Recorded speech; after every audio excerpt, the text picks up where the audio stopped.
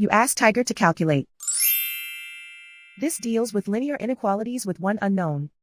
The final result is x greater than -2. Let's solve it step by step. Group all constants on the right side of the inequality.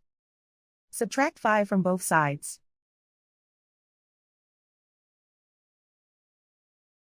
Simplify the arithmetic.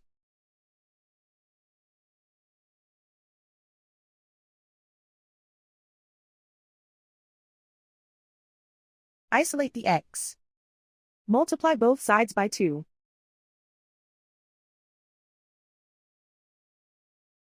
Group like terms.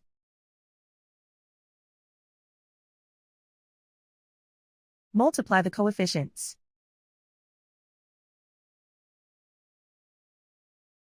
Simplify the fraction.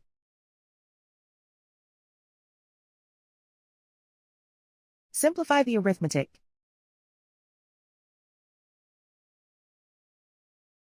Plot the solution on a coordinate grid.